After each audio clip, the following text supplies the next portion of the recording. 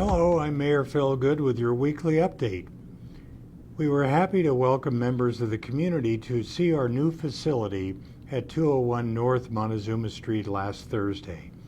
Nearly 100 people came to see the new council chambers, which will host the first council study session and voting meetings tomorrow.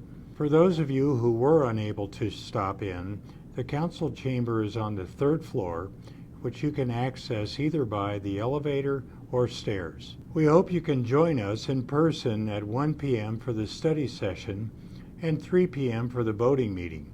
If not, the meetings will be live streamed as usual on Facebook Channel 64 and Channel 1064. Speaking of the government television channel, it has also been upgraded with the move to the new building. Now the content is in high definition and can be found by selecting Channel 1064 with most Sparklight cable services. There will be 3 council meetings tomorrow, an executive session at 10 a.m., during which we will receive legal advice and information from the city's legal department, a study session at 1 p.m., and a voting meeting at 3 p.m.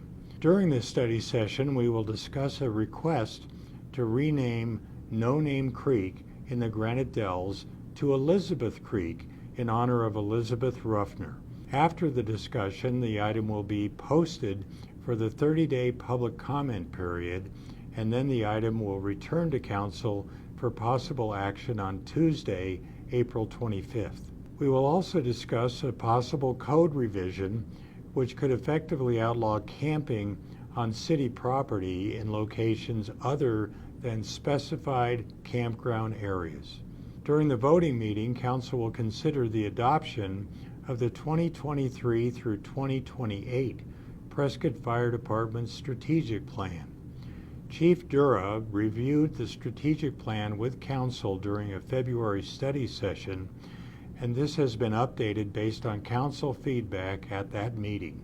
The purpose of the 2023 through 2028 Prescott Fire Department Strategic Plan is to serve as the primary guide for organizational prioritization, fiscal decision-making, and evaluation of the effectiveness of service delivery. Council's adoption and approval will help the department make strategic decisions and increase transparency on future budget requests. In another fire department-related item, council will also consider approving the hiring of 5 new firefighters. Originally, the fire department applied for a SAFER grant to initially fund these new hires, but the grant request was not approved. However, the needs are still there, and these new positions will enable the fire department to maintain its accreditation status. They will also have a direct impact on firefighting readiness and public safety. They should also help to reduce overtime and any future potential brownouts. Finally, the city is being asked to approve a notice of intent for an increase in the city's bulk water dispensing rate. New retrofitted equipment will soon be operational, which will include a simplification of the customer interface panel. Currently, the rate to fill privately owned potable water tanks has not been adjusted in over a decade and is $5.27 per 1,000 gallons. The new rate would be $14 for 1,000 gallons, still a very reasonable cost. The City of Prescott's 2025 General Plan website has been officially launched.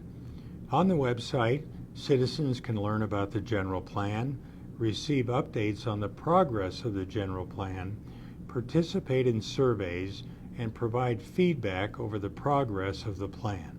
The hope is that this website will be a one-stop resource for all Prescott 2025 General Plan information.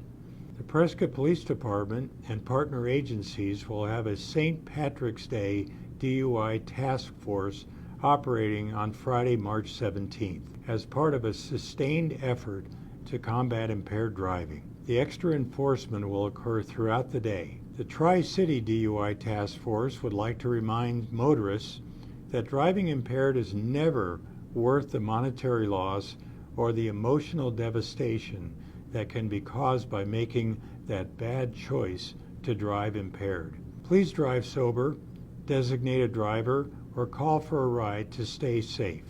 After a series of snowstorms like we've had for the past several weeks, residual impacts remain that require attention. The Public Works Department wants you to know the following information. Public Works is actively sweeping streets, which takes place in the same priority as snow plowing. Main arterial and downtown streets first, and then residential streets. It can be a lengthy process because the weight of the road traction cinders requires the sweepers to leave their route to dump the load before returning. Code compliance is working with adjacent property owners to ensure that sidewalks are cleared of cinders, especially on the main arterials and more heavily used roads.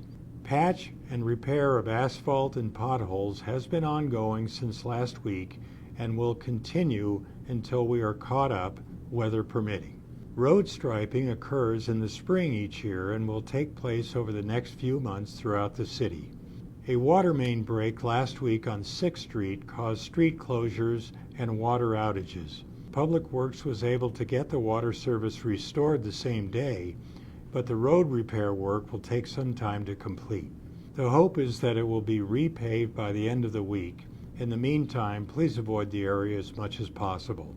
Although the bulk of operations and meetings are mostly moved to the new City Hall, some of the boards and commission meetings may still be held at the old City Hall.